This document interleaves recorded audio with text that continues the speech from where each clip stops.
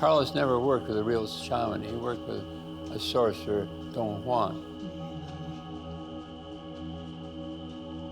He told these incredible stories, and we asked him if he could write them down. So he started writing a little bit, and he had a great sense of humor, by the way, a very funny man. We said, that's great, bring another one, and so on. So soon he had almost a book length.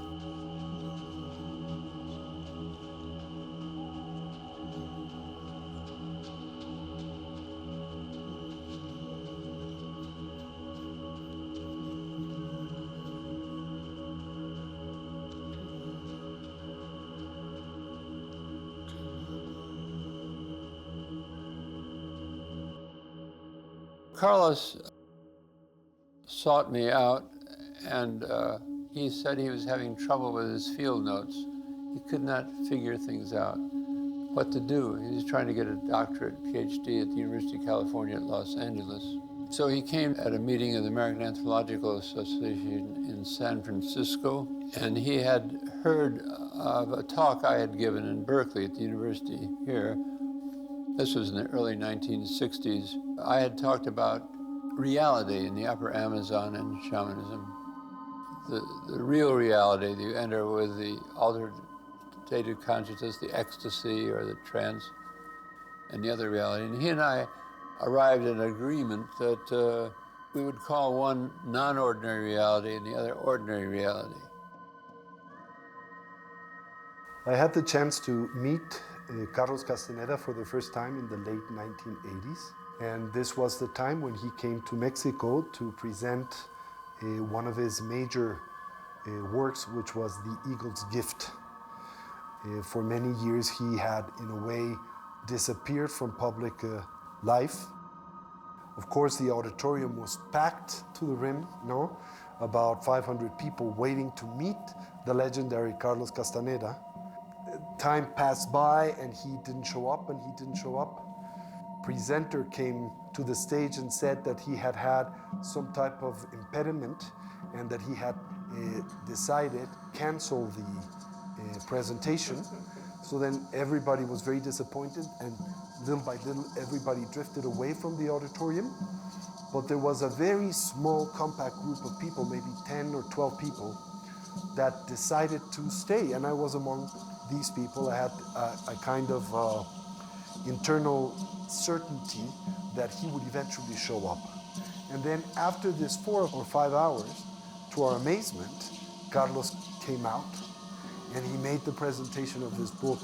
And then when we asked him why was it that he had decided to cancel this presentation, he said that an important event had arisen when he was about to come out on stage.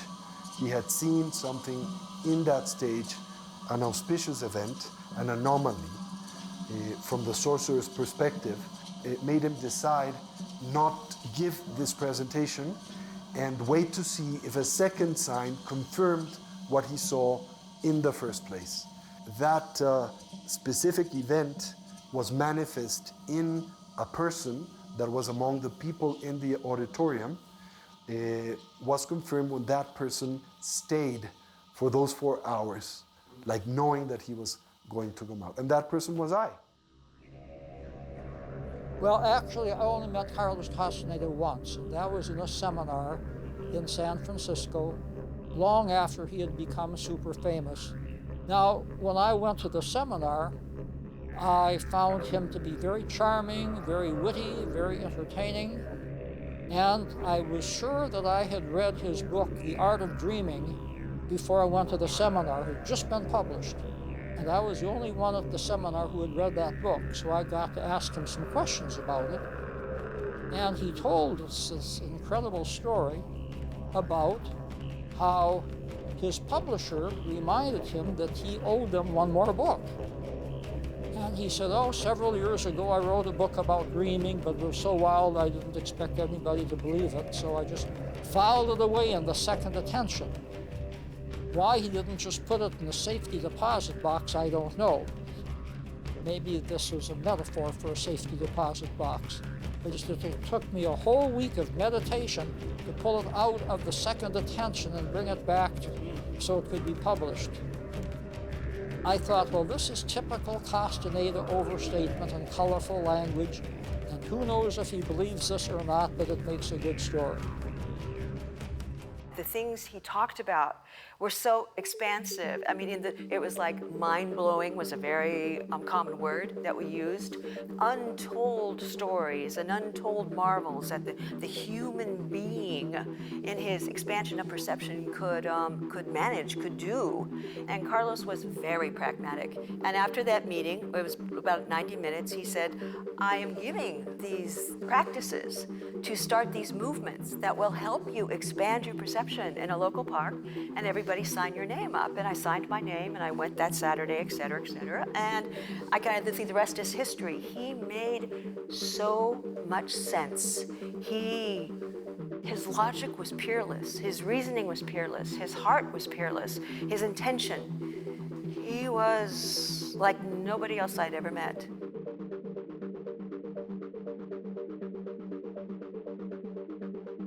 I had a chance to spend a day with him when he came to the Bay Area, and he actually specifically offered to meet with transpersonal psychologists. And then, of course, I heard a lot of stories from Michael Harner, who knew him quite well. My feeling is that he had, a lot of non-ordinary experiences. If you read his books, you know that he knows something about the subject. Now, I don't think that all those things that I described there happened, but he was also is knowledgeable in this area. So I met him at a brunch at a house in Santa Monica, a very modest, lovely home. He was there with Florinda Dona-Grau and Taisha Abelar. I knew Taisha was with Castaneda at the party, so I said, "What do you do?" And she said, "I do what they do." The thing about Castaneda is that he was very personable, and he was one of the funniest people I've ever met in my life. I mean, he was a sublime mimic. He could mimic anyone, including myself. For me, it was just a very important personal stage, which developed in me, one might say, many aspects of the flexibility of consciousness and the ability to perceive. Something that lies beyond the physical world. For most people, as I understand it, including based on the experience of their youth, it is simply often impossible to believe that there is something else, subtle beyond this material world, and that it is no less real, and maybe even more real than this physical world, than this whole social world in which we are constantly spinning in our minds. Sometimes we get lost in all of the stories, and sometimes we stay in all the stories, but to actually realize that what he achieved in his books is something each one of us can achieve. I had sat at the feet of many teachers, listened to many stories, but I didn't hear enough of how I could do it. But yet here was this man, Carlos Castaneda, who said, "You can do this. You're much more than you think you are. Let me show you the way." Because I can open up doors. I can't walk you across those doors. You have to do that yourself. But I can open up those doors for you. That was what he did. Michael Harner, the great anthropologist, opened up the field that into these realms we've been talking about. He brought to a marvelous meeting at Esalen at 64 a young Carlos Castaneda, a graduate student. So nobody had heard of Carlos. He stole the show. This was film. His sheer personality and fun. He sat typically on the floor. He was so much fun, and nobody knew who he was, and told us these stories, about Don Juan. And Fritz Perls got angrier and angrier because Fritz Perls doesn't believe in mysticism or occultism or anything. This was authenticity. And he actually leaned down, he was sitting, and slapped Carl. He slapped him like this. and said, "You are leading us astray. This is all magic, blah, blah, blah." Because Carlos was telling us how he had taken this datura and put it, and suddenly he was in the bushes. And he said, there I was in the bushes. Did I fly or what? And this infuriated Fritz.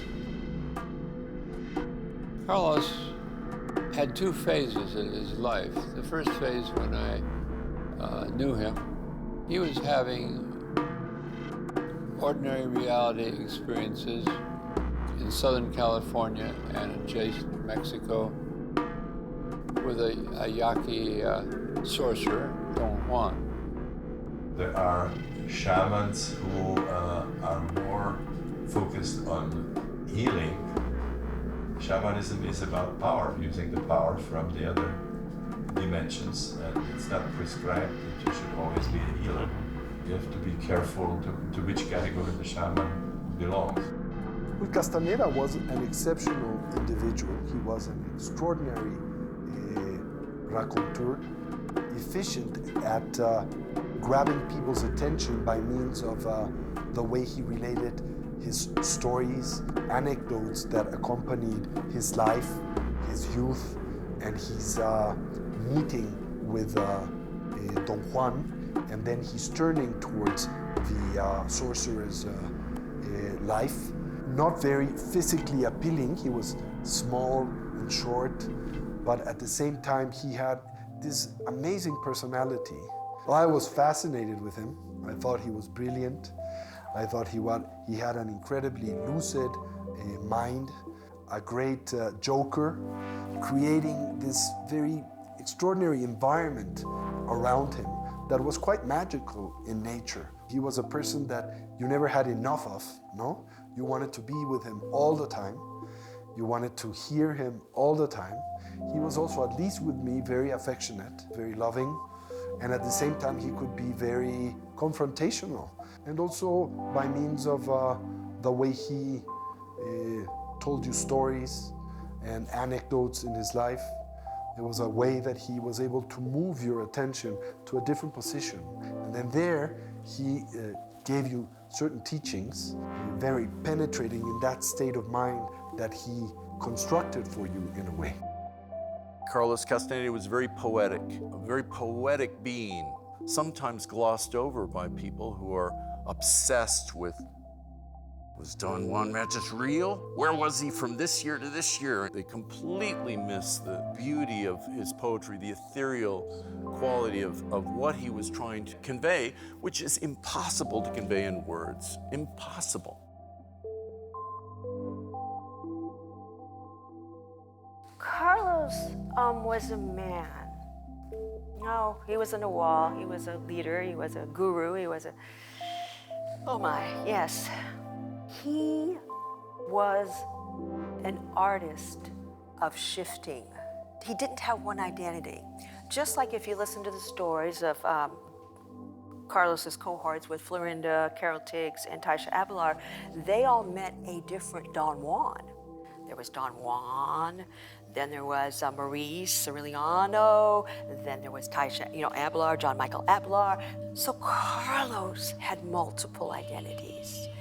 My relationship to him at different times was different. At times, it was the wise person. At times, it was the Nawal. At times, it was the friend. At times, it was the person that helped me with some of my personal problems. It was the person that I took walks with at the middle of the night at 3 o'clock in the most absurd parks of Los Angeles. When Carlos would call us up on the phone and he'd say, hey, let's go do this thing this afternoon or meet you at this restaurant. It wasn't like you knew who you would be meeting. It could be always someone different. It's difficult to put into words because there was a mood of mystery, great beauty, and theatricality. I'm very theatrical. So the world of Yaqui Indian sorcery, to me, I was home, as opposed to Zen Buddhism or some other kind of discipline that in essence shared many of the same thoughts and ideas and concepts as the sorcery that Carlos Castaneda initiated me into. And Castaneda presented to me a system, a lineage that for me was just stunning narrative that spoke to my heart. It was the path with heart for me. He goes, we're going to study anthropology. You're going to watch this film, could be a love story, you know, whatever. And it was like, okay, he goes, this is where humanity is right now. Take note, because when you come back in 10 years, you're going to see another romantic comedy or another thriller or another mystery, and that's going to be where humanity is then. So going to films with Carlos was always an anthropological experience. But I think personally, he loved soccer. Boy, when it was soccer season, it was time to watch the games. And he loved martial arts. He really liked Jackie Chan. He really liked Jet Li. He really liked Bruce Lee. He just had collections. He was a collector. It was always interesting for me, for a man who was so out there, he always took such beautiful care of everything, of his possessions, few possessions in this world. Very respectful. He talked about himself as an old writer, 80 years old, walking around UCLA with the teachings of Don Juan, saying, this was the book that made me. They called me the godfather of the new age. He would tell me those things to emphasize this idea that it is all temporary. What he challenged was certain philosophical books called the preservation and maintenance of the everyday self. So he warned me not to become Mr. Hollywood, you know. Don Juan Matus used to call him, Carlos Castaneda, Mr. Nightmare. He was a great manipulator. I think from his perspective, he thought that by means of always keeping everybody on their toes, compete for his approval and affection, that in this way he could weaken their ego, no? But in truth, it became with time sect-like type of behavior, where he is the center of attention of all these groups, very demanding and very tyrannical and also very abusive. He was never like that to me, but to the people that were always looking for attention, competing to be part of that group, he was very tyrannical. So after many years of closeness and of being able to interact with Carlos, I had seen many contradictions in the lineage and in his conduct, which doesn't deny his brilliance or his deep spirituality. It's just that after that time, I thought that there was something that was not complete there, and that was not precisely for me. An American writer, who I won't mention the name of, decided to make a career out of attacking Carlos.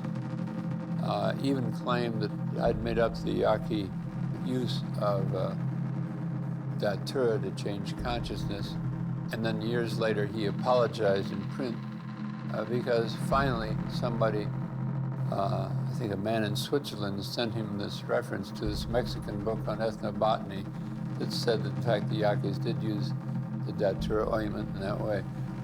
But by that time I had nothing more to say to this man. So Carlos was attacked, but Carlos really didn't care. He was having a great time. Unfortunately, he died very early in his life. One of the things that people asked me when I met him and began to spend a lot of time with him was about drugs. Was I going to Mexico and having peyote? And absolutely not. You know, that period was long past with him. He felt there were other ways to open the doors of perception. These types of psychedelic substances were only used for people whose mental and psychological structure was exceptionally rigid. When that happened, then psychoactive substances were ritually used in order to temporarily suspend the continuity of the conceptual dualistic mind. It's also important to keep in mind that the use of these types of substances or aids was also very detrimental for self-development. to begin with, because most of these substances are neurotoxic, which means that they do have a degenerate effect in the neural system. They were only used seldomly and for very particular people. I remember Carlos had a wonderful story when he met Carl Sagan. And so they were having a conversation, and Sagan is saying, well, how can you prove to me? And Carlos goes, you cannot prove to me your physics. You cannot prove to me your measurements out there in the universe. I would have to enter your world. I would have to take Physics 101. I would have to understand your calculus. I would have to understand the way that you assemble that reality in order to understand what you see. The same is exactly true of my reality. And what I'm saying, you would have to take Sorcery 101, enter and do the tools in order to understand what I'm talking about. The essential objective of the tradition was to generate a certain collection of circumstances, both external as well as internal, in the individual to inhibit the temporary functioning and continuity of the conceptual dualistic mind. The nature of mind, which goes beyond space and time or duality or conceptuality, simply arises in a very natural way. In order to stabilize the essential nature of mind, the practitioner needs to develop one-pointed concentration. Then, in the Don Juan lineage, what he needed, or she needed, was personal energy. And that energy was related to our life's events, the way not only that we lead our lives moment to moment, but the way that we have led our lives in the past. So a second tool that is introduced, which is a contemplative tool that is also parallel to the Buddhist tradition, is the recapitulation.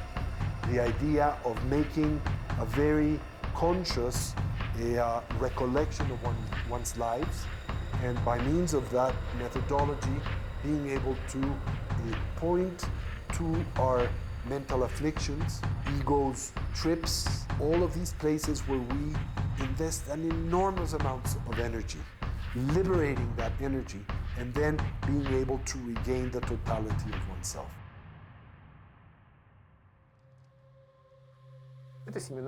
This is a seminar in Frankfurt. We began to make a rather long series, which was devoted to entering the state of the tree. At some point, I noticed that my eyes seemed to stop looking. It's as if I have nothing to look at the world around me. My eyes have closed by themselves, and my body continues the line of movements that were memorized before. And my condition is changing deeper and deeper, and that I'm not really human anymore. And my attention goes to the roots, many, many meters deep into the soil. I still opened my eyes, looked with a focused gaze into this hall, and I did not see people there. I saw the forest. It really was a collective practice.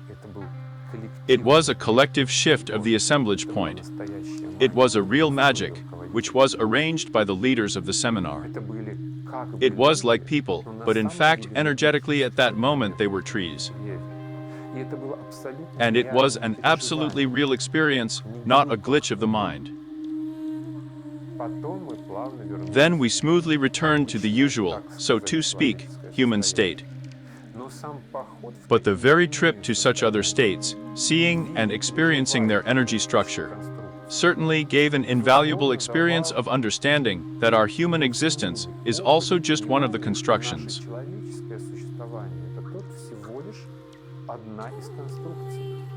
She's not perfect, she's not the only one. And the whole set of options for energy structures is much, much wider. The West Coast editor of a major publisher in New York, they got sent to the publisher and immediately, Nemozhna, impossible. So it came back to Carlos, and Carlos had to wait a few years, and then the University of California Press published it. He still had a good reputation, all right. 69 came up the highway and delivered me a copy of that first book, The Teachings of Don Juan, giving it to me, inscribed to me. And of course, he's so much fun. He's a guy you had to fall in love with right away. Totally unpretentious, but telling these stories, a vivid storyteller. I didn't read the book. So anyway, about a year later, he was suddenly a super celebrity. All of us now started reading. Okay, then the second book came out, and he told more. And the third book. Okay, to make a long story short, these stories, 7 or 8 books, they got more. And then the word came out that he was morphing from an anthropologist into a novelist. But calling himself an anthropologist, he was making it up. And then this was reinforced. Sam Keen, a philosopher and theologian, terrific, interviewed him. In their conversation, he asked Carlos, he said, all right, now the Nagual, as opposed to God, and the Nagual would be something like the divine in his cosmic dimensions or whatever it was. So in other words, the Nagual is everything in this room, but everything in the table, so God is on the table. And he said, kind of, yes. So some years passed, and now Don Juan is using this image in one of his books. So Sam said he had told him this, so something else. He was Don Juan. There were a number of critiques like this emerging, and then, of course, people started writing books. He kept us waiting and waiting and waiting, so the dramatic tension was arising until suddenly it was almost like a fair, like a carnival. And he comes out in the middle of the carnival and jumps up onto the stage and immediately challenges. He says, "You think I'm Carlos Castaneda? How do you know? How do you know that I'm not pretending to be?" At the moment, I had a negative reaction. I was saying, who is this jokester? But after a few minutes, I thought, no, he is, instead of talking about his teachings, he is presenting himself that way. He is immediately challenging what's real, what's not real, what do you perceive, what do you not perceive. And then when I realized that, I got more interested in the interview. I remember the first time I met everyone in his party, so to speak. It was Carol Tiggs and Taisha and Florinda Donner Grau, Kylie Lundahl, and Nuri Alexander, many people. And I was excited and nervous, and I ordered for dessert chocolate-covered strawberries. And when they came to me, I passed them around, just to be cordial. And I watched them go just from one person to the other. No one took any. And about 12 people later, they came back to me. Because, Castaneda was strict about what he put in his body.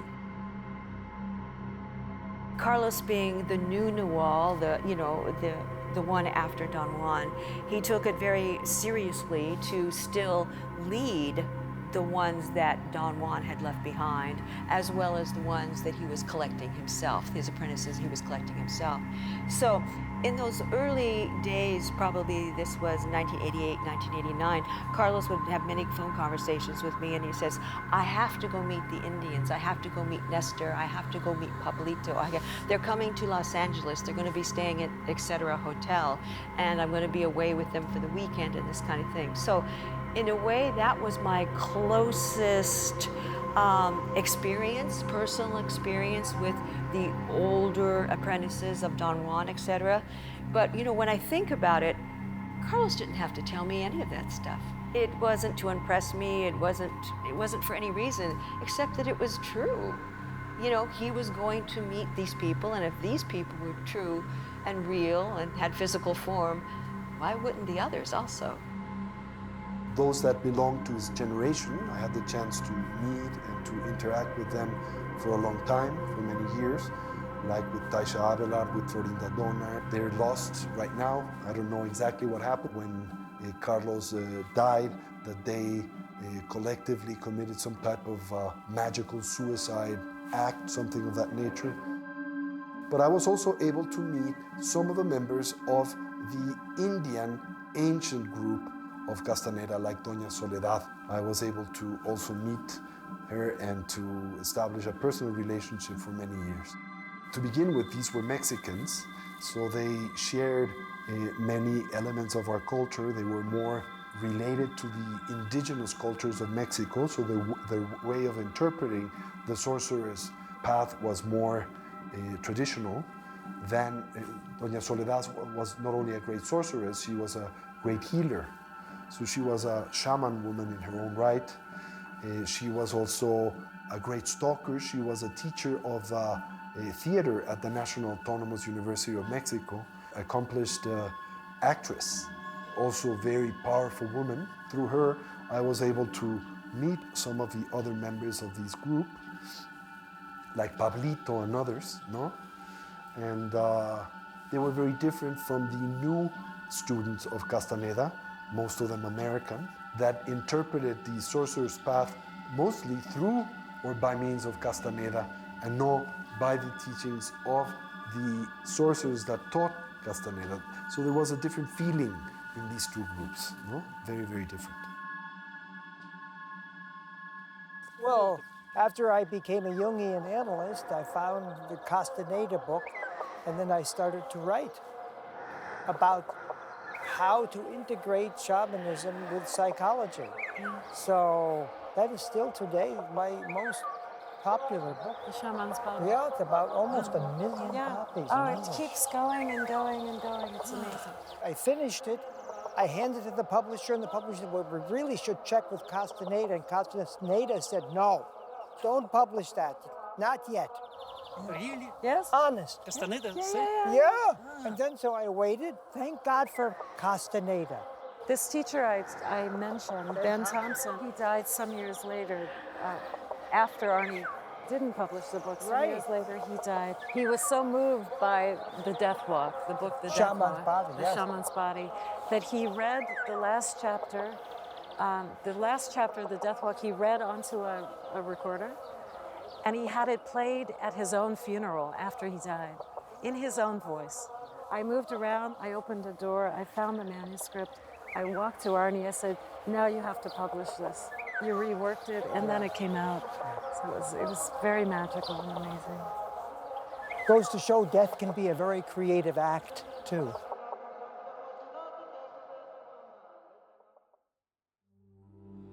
He could send energy to people.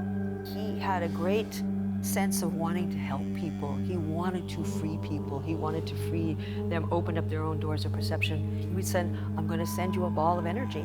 And you would feel it. He could do that. He could establish long-term dreams. Now, following the theology or the idea that we are living in a dream, we're living in a dream of our intention, our mind, what we perceive, he could set an intention for a person. Like this person says, oh, would want to go to school or want to go to college or become an anthropologist or become a linguist or something. And he goes, I agree with that. He goes, I'm going to help you with that. And he would set an intention and he would set a dream in motion over a course of years for that person to follow. And that person would.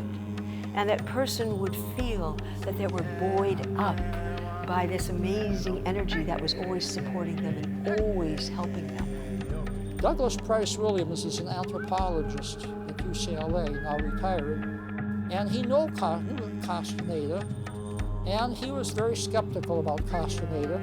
And so during one of their meetings, he said, Carlos, you know, I'd like to believe that you have these abilities, but I'd like some demonstration. And so Castaneda said, Douglas, when you get back tonight to your home, write down the name of half a dozen people and give it to somebody, and then just forget about it. So when he got home, he wrote down a list of, I think it was 6 or 7 or 8 friends of his, gave it to his wife, put it in an envelope, forgot about it. Some months later, Castaneda was back in town, and he phoned Douglas Price Williams and said, remember when I asked you to write that list of names? And Douglas said, oh, almost forgot about it, but the list is safe. And Castaneda said, I want you to contact each of the people on that list and ask them what they dreamed about last night. So Douglas went back, and he was able to reach everybody by phone, which was an accomplishment. And incredibly, every person remembered a dream from last night. Even a person who was on an airplane who fell asleep and had a dream. More unusual than that, everybody dreamed about small animals. Carlos Castaneda received this news very casually. He said, well, you see, I sent my power animals into their dreams without even knowing their names. Now, that's something that no magician could do that I know of. In the sorcerer's way, it's a lot of tricks, a lot of particular circumstances that are designed by the teacher to inhibit the temporary continuity of the dualistic conceptual mind. And when this happens, then the teacher is able to point at the basic nature of mind, and with that allow the practitioner to recognize and stabilize. In this tradition, that's called stalking. And another methodology that is used, that's also parallel to other wisdom and contemplative traditions of the world, and only finds, I would say, the same parallel in Buddhism and the Indian traditions of Mexico, is dreaming, lucid dreaming, no? And with lucid dreaming, the idea is for the practitioner to eventually be able to recognize the illusory nature of dream appearances, detonate lucidity in a dream, and recognize the illusory nature of dream, then eventually one is able to wake up within the waking state and also recognize the illusory nature of waking appearances. And when that happens, one is able to liberate oneself from the pernicious influences appearances exert over us due to attachment and aversion, no? Which basically arise from ignorance and the dualistic conceptual mind. In the middle of the night, maybe around 2 or 3, you know, and you go, okay, yes, I'll be over in 10 minutes, okay, sure. He had a little truck, a little brown truck, a little beige truck. We'd all get, he was drive, and it's just like you're barely watching anything, but you're going to these places. And we went to this one place, I loved it. He would say, this is where Carol Tiggs comes to dance.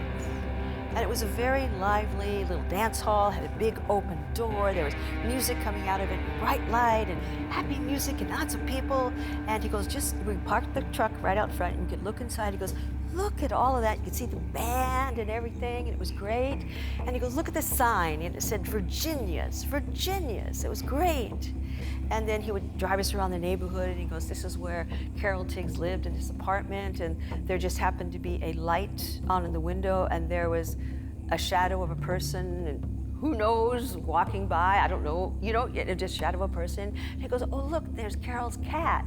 And then he'd drive us back to home and everything. And so some of us were highly inquisitive if we could find this place ourselves the next day.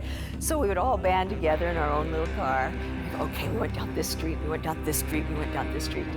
And we found this dilapidated old warehouse with this sign that was a kilter or askew. And the only thing you could make out on the sign was the big V. And that's all it was. So, magic? He could transport you groups of people through time, different times, different dreams. Again, he was a maker of dreams. He was talking about dreamers and stalkers and people finding their hands in dreams. I was a complete failure. But my mind was telling me that, you see. I had found Castaneda. I spent 10 years with him. I sat on the bench in Tula that he and Don Juan did when they met the Death Defier. I mean, what part of that is not dreaming, you see? So the idea that you can only dream in some esoteric world, you have failed as an energetic being, if you can't find your hands in a dream or fly, no, it's absurd. You dream awake, see. You dream in the waking world. Don Juan said to Castaneda, you're always asking me about the unknown. The unknown is here. He said the first attention is made from what's thrown away in the second attention. For me, what was important in Castaneda was what I like about Sufism. It was that the conversations took place in a cafe at a gas station, that it was not furnished with some romantic temples in the Amazon jungle where the idols had precious stones embedded in the third eye. In this sense, Castaneda is very close to me, because it happens here it is. This one, it could have been in this diner. He could have been sitting on this bench. And this is a combination of the high and the present. Because there is some idea, mythology, that nothing good can happen here in Moscow. It is necessary to go somewhere. To climb far there are some mountains, Himalayas, to bypass Kailasa, and then something can happen. Castaneda's lineage belongs to an ancient lineage of sorcerers that had the opportunity of recognizing the essential nature of mind, such as what happens in, for instance, Mahamudra or Dzogchen in the Tibetan tradition. But I think what was lacking in that lineage is the whole method of compassion and love. I don't think they adjusted to the Buddhist ideal of the Bodhisattva. They were more people of power, which doesn't mean that they didn't have knowledge or wisdom, but they lacked this element that provided an imbalance in their personality or an imbalance in their self-development, I think. In one of his books, he's visiting Don Juan in Mexico. Don Juan says to Carlos Castaneda, when you go back to Los Angeles, that I can make a list of everything you're going to do, who you're going to see, every thought that you're going to have. He said, it may be a long list, but I can make that list and leave nothing out. You cannot do the same with me. When you get back to Los Angeles, there's no possible way you could write down one thing that has anything to do with what I am going to do, or energetically, or literally, or in any other way. So that was my relationship to Carlos Castaneda. He really knew me inside and out. He knew me cold, but I knew nothing about what he did during the day or at night. Nothing. I think it's one of the reasons my acceptance of that, my acquiescence of that, was one of the reasons why I was able to stay for 10 years. Because many people came in and out of Carlos's orbit, and they didn't stay. It was difficult, and many of the men were competitive with him. That's how men are raised. To overthrow father, to kill father, to insult father, or to go beyond father, to excel in a way that father couldn't, you see. And I was never competitive because that was absurd. Well, I think he was somebody that was always looking to make sense of his childhood. He had a difficult, a very painful childhood, and it took him all of his life to, I think, come to terms with that part of his life. But with stories that evoked that sadness, that transformed it also in a very extraordinary way. He would tell you stories for hours on end about his life, no? And with those stories, he was able to drive certain points very deeply into your personality. So we would spend sometimes days and days walking around different places in Mexico City, and he would, tell you stories about all these places and how he was there with Don Juan or some of the members of his lineage and what happened in these places with a great sense of humor. Is Don Juan real or not? The most important question for me is he was real for Carlos Castaneda. And as we know about reality, there's not one reality for everybody. There's an individual reality assembled by each and every person. So, was Don Juan real for me? He was real for me because he was real for Castaneda. I love what Castaneda said, because Castaneda had been in the throes of all this controversy for so many years, and there were so many levels of it. And he says, does it really matter if he was real or not? The point is, this work that I'm showing you isn't mine. It came from somebody, it came from a lineage, it came from a tradition, and the work works. You prove that to yourself by doing the work. Don't listen to the stories. If this work works for you, it becomes your reality. Don Juan is real for you, I'm real for you, I'm your teacher. If it doesn't work for you, go find somebody else. When I was a small kid, 7 years old, my father, who was an engineer, had a construction project in the city of Tula, which was the city of Don Juan, the village where Don Juan and his lineage lived most part of the year. I used to accompany my father to this place, and we used to go to this very small fonda, or little like restaurant that was near the park in the square city of Tula. I remember very well that there was this like man, he was very skinny, but at the same time very like strong, no? Who used to look at me in a very strange way. When I was coming out, this man that looked at me in a very strange, very penetrating way, rushed behind me, and then he hit me very hard in my back. So I was very shocked. Of course, my internal dialogue, it stopped completely, and in a way I had a glimpse of mind's nature. And he smiled at me and he said, this is the way they will recognize you in the future. And then he left, and I never saw him again. I ran to my father. Do you think that it was Don Juan? Well, Carlos said it was Don Juan, and he was the one that marked me. And that was the sign that he saw that afternoon in that auditorium. And it took many years for me to later on find out that in that lineage, there was a famous Nahual who was called Lujan.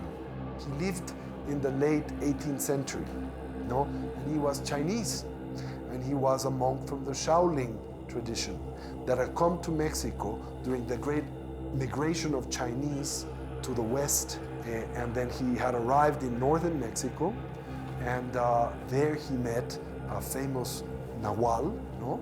And then he was trapped and initiated into that lineage, and a fusion between the Shaolin Buddhist tradition and the Indian tradition was set in that lineage. So that's what explains my dual roots, you could say, both in Buddhism as well as in that tradition. No? I think it was present in the lineage from ancient times, yeah, at least from the late 18th century. Because of this Nahual, there was a very important figure of that lineage called Lujan. Obviously had to be somebody back in the beginning, almost certainly. But as it developed over these 8 books, no, it was metaphysical bullshit. You could say that Don Juan is Carlos's cultural construct. There are many Don Juans packed into him. You know, I had this similar experience at Golf in the Kingdom. It's 45 years it's been selling this book, and it's translated now 2 years ago into Turkish and the constant languages. And so there was something called the Shiva Siren Society based on the protagonist. So then the big debate started. Well, Murphy based that on somebody.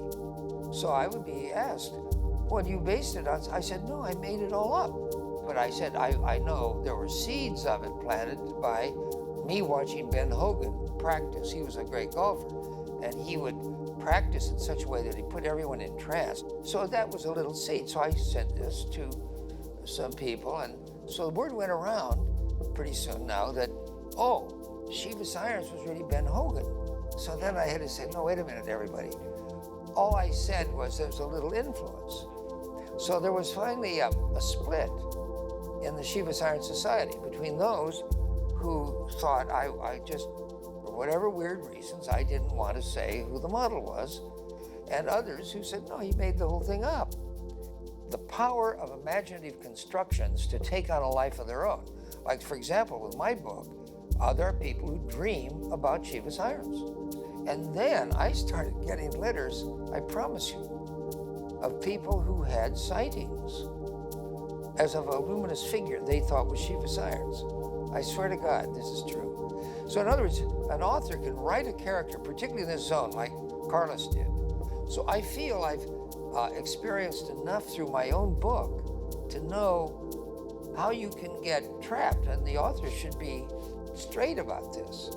But when you're writing this kind of literature, like say, Gulf of the Kingdom or like Carlos, you're in a zone where people are very vulnerable. So you're playing to a human need and also a weakness. So we should be able to live with our imaginative constructions and see them for what they are, and not say they're actually physical people like this. We know that Carlos's name was written as the author of a lot of those books. And I hope nobody finds it sacrilege for me to say that those books were written also in collaboration with the women. And Carlos would have a joke. He goes, I'm their chauffeur. They run everything. Where we are in culture right now, in order to get this message across, having a male author is going to get more attention. From what I experienced, I think he used women. I don't think he was able to really love them. But nothing in life is black and white. So I can also not say that he was not affectionate to these people or to the lovers that he had, that he didn't care for them or give them something in exchange. I think he did. But it is true that he also used these people for his own sexual pleasure or the confirmation of his own ego. And most of these women didn't get or didn't receive great benefit from that relationship. I think they were hurt more than they were benefited.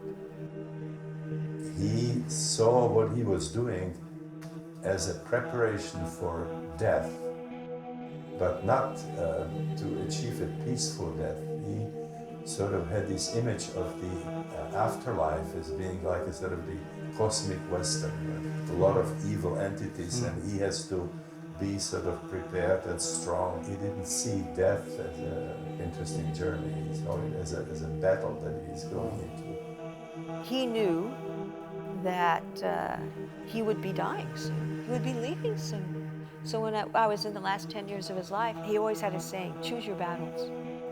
Where are you going to put your energy today, Chola? And so it was like, he goes, am I going to put it with the sex, or am I going to put it with this? So with me, it was about putting it over here. And I have to say, in being able to teach tensegrity to thousands of practitioners, Carlos's way, the warrior's way to thousands of practitioners, all of whom I have not had sex with, I have the closest relationship to them, closer than to anyone I've ever had in the past.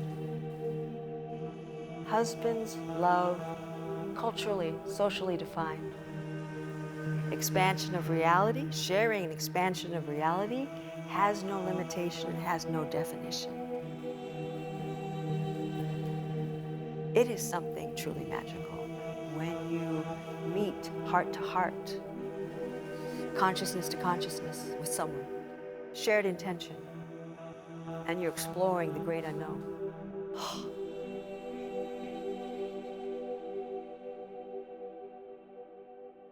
But now Carlos entered another phase. He entered a phase of his dream period. He decided to live his life within the framework of non-ordinary reality. Things he experienced and he wrote about would be reinterpreted in terms of non-ordinary reality. For example, if he had a bad week or a good week, then at the end of the week, he and a few women who are now his students would reanalyze the week in terms of non-ordinary reality, what really happened. And to me, that was a mistake because he got disconnected from the other reality. So he wrote a number of books which got him into trouble because people could see the similarity of those books to things they'd read elsewhere. He was reinterpreting those things that he'd read elsewhere and discovering the non-ordinary aspect of it. The third book was actually taken from his doctoral dissertation. And I've talked with many people who know Castaneda better than I do, and they tell me that everything after the third book is very speculative, because by that time he had an audience and he had to write for that audience, and at that time he might have very likely drawn from his imagination, from his dreams, from his, shall we say, borderline states of consciousness. He might actually have believed what he was writing, but in terms of consensual support, it's suspect. I do think that the lineage of Castaneda was unique. There's no other sorcerer's lineage that speaks in the way that he speaks. I do think, and I know that there are many other lineages of sorcerers in Mexico and Latin America, but none that have that wisdom structure that he generated and constructed for the tradition based on his own education, based on several factors. The first one is this particular influence that the Buddhist tradition had on the lineage early on. I think that particular addition to the tradition transformed it in its structure and in its outlook in many ways. The second element was that it was a tradition that little by little immigrated into the modern urban environment. It's often the case kept in rural, indigenous environments. It came to the cities, it came to Mexico City, gravitated on a collection of individuals that were of not Indian stock, but mestizos and more of European influence. It was also presented to a collection of people that had a modern outlook on life, that were educated, at least this was the case in the 20th century, by people like the predecessor of Nahual Don Juan, Nahual Julian, and then by Don Juan himself, and then by Castaneda. So it was a lineage enriched, I think, by the philosophical traditions of the West and also of those of the East. I wouldn't say that he plagiarized these traditions. I just think that he was in perpetual dialogue with this tradition that enriched his language, his outlook, his way of presenting this ancient knowledge. But on the other part, it is also true that I think, at least in the end, this became an element of disruption. Little by little, drove this group of people out of focus. It made them lose their roots, which was not intended to do from the beginning. In every tradition, including Buddhism, including our own, there was a shift of sorceric power, or the reason or the motivation of sorceric power was, at the beginning, we call it the old seers of our line, was to gain power to command external things. We could command the wind, the rain, the trees, etc., the floods. We could command the people. That was what old seers were about. There was a shift to new seers. New seers are only about commanding themselves, cleaning the ego, becoming enlightened, if you want to use that term. It is interesting to question if the old seers became enlightened in the same way, because as our tradition tells the story, the old seers were not necessarily so keen on cleaning their egos. They wanted power, they wanted manipulation, they wanted... Whereas the new seers, no, we're not about outside, we're about changing the inside. And we affect other people because you change the inside and people notice. You change your being, people notice. They go, you're different. How are you different? I kind of like who you are. How come you don't judge me? How come I can talk to you about anything? Ah. That was one of the paradoxes of being a student of Carlos Castaneda. What he was trying to impart to you is that you must have tremendous discipline, tremendous sobriety to even begin to walk in the direction of the things he was discussing. But on the other hand, you needed to have a lightness of spirit, not a meagerness of spirit. You needed to walk very lightly and not take oneself so seriously. Seeing what this tradition is, you need to understand that students who want something themselves have never been allowed there. Curious people were not taken there. This must be remembered very accurately. And in the books that Castaneda wrote, this is very well said.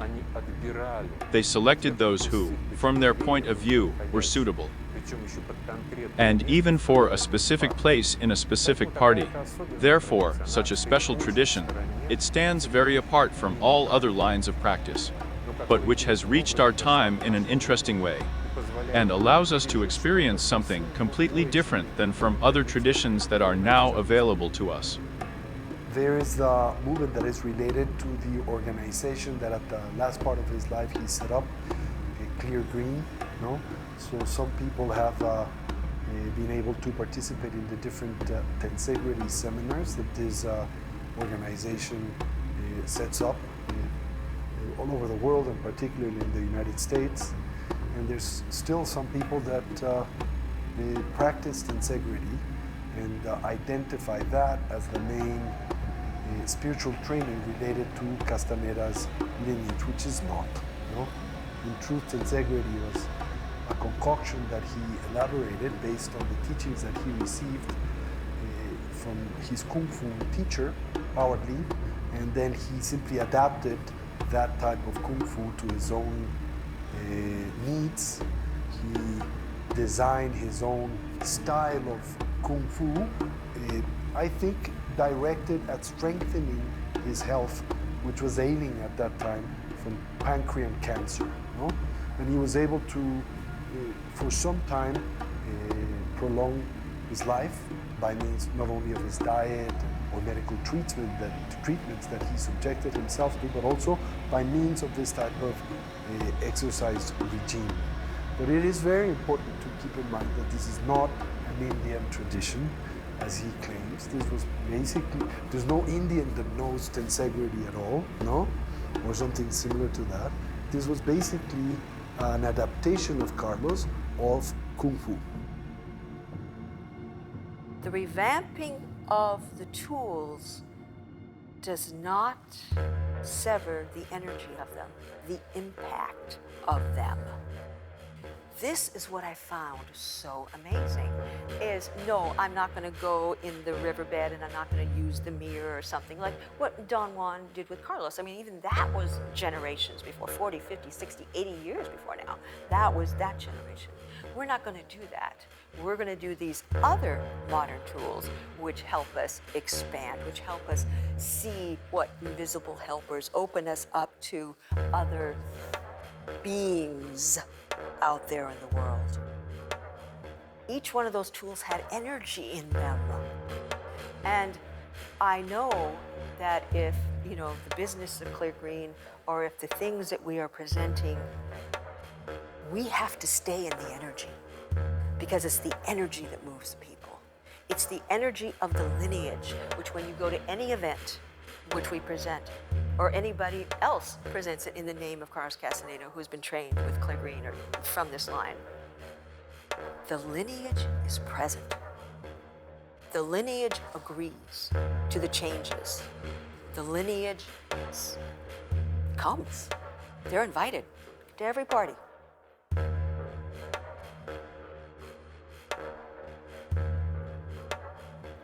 the end of his life, he was bitter that his anthropology wasn't appreciated. Well, I have to say the reason is he should have said to everybody that first book was authentic, because that first book, he had said that to us 5 years before. I believe that, I totally believe he was. But then he became a novelist. And you know, a lot of these Latin American novelists, magical realism, he was a wonderful writer of magical realism. If he had told the world that, he would have been celebrated twice for being an incredible breakthrough anthropologist and a wonderful novelist.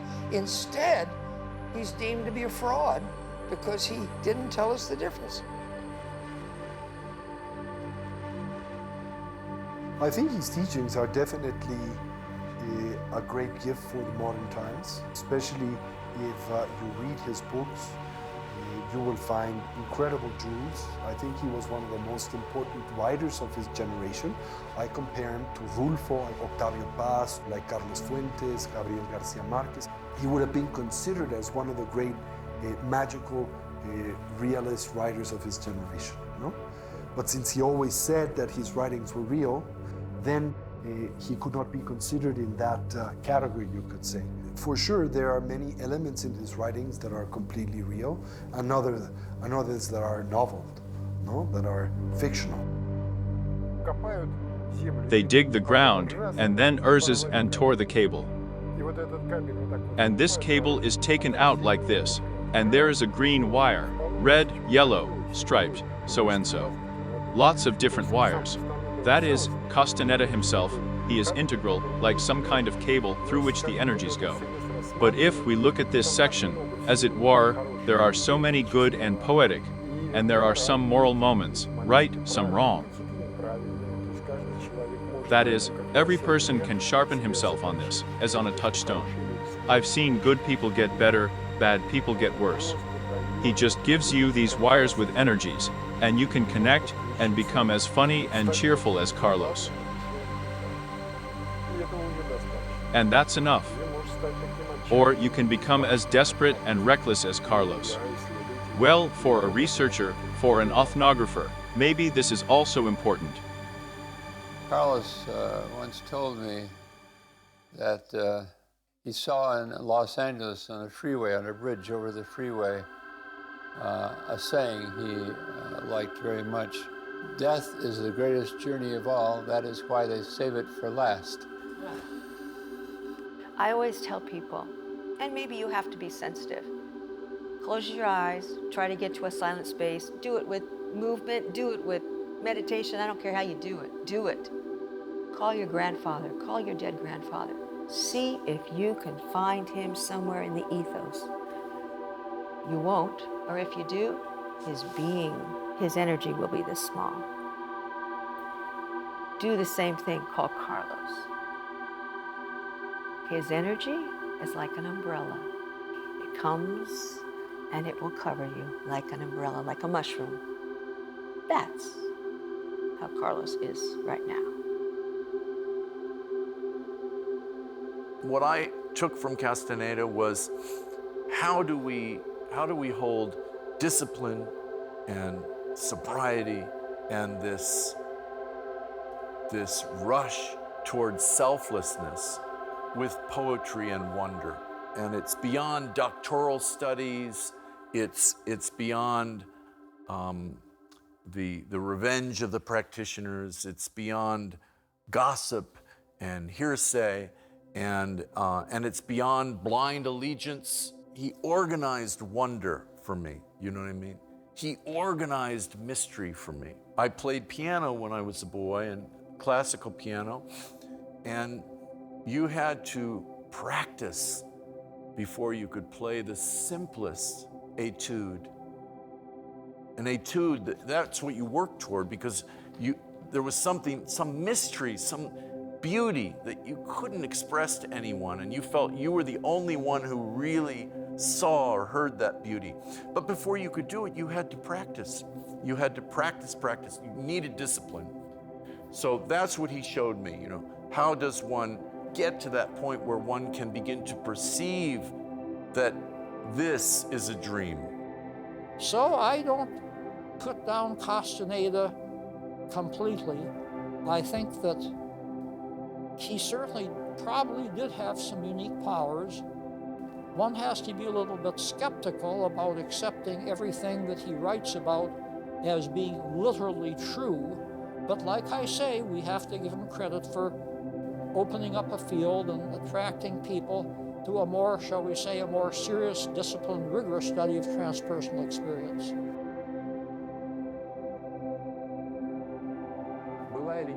Whether this story was or was not in reality does not matter at all.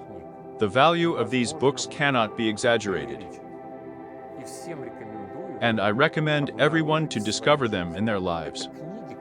These are books that, unlike many other books about esotericism and spiritual development, are saturated with real power. The very reading of these texts, as Castaneda outlined them, are practices if they are not read as fiction, treating it really seriously. Imagining yourself in the place of this Castaneda in these very practices, experiences, dialogues with Don Juan, and deeply experiencing these thoughts, these amazing ideas that Don Juan expounded.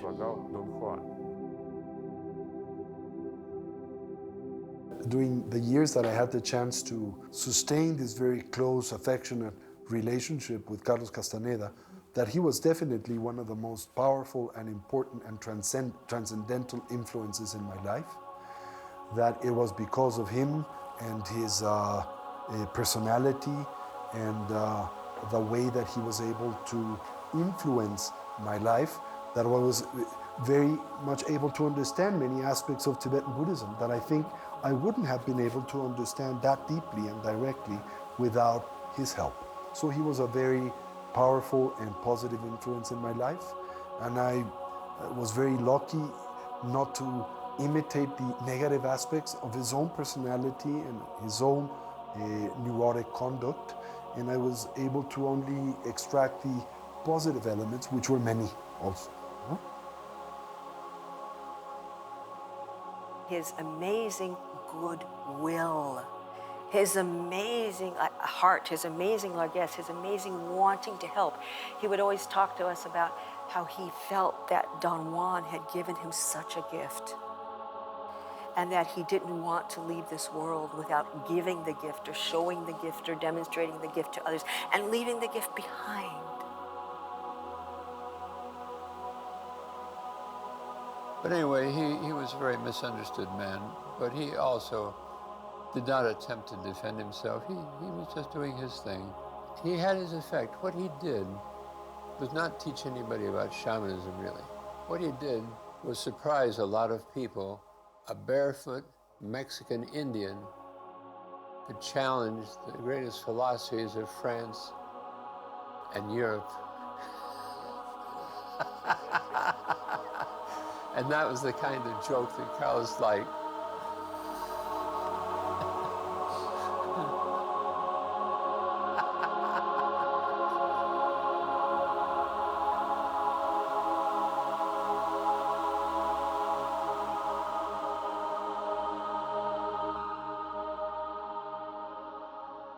Don Juan's very versed in what we, the Europeans, stand for. He's not handicapped in that sense. He makes use. He's a warrior, and he makes use of his. He sets his life as a strategic game, and he makes use of everything that he can. He's very versed in that. My effort to make sense of his world is it's my own way of, let's say, paying back to him for this grand opportunity. I think if I don't make the effort to render his world as a coherent phenomena, he'll go by the way he has for hundreds of years as a nonsensical activity, when it is not nonsensical, it's not fraudulent, it's a very serious endeavor.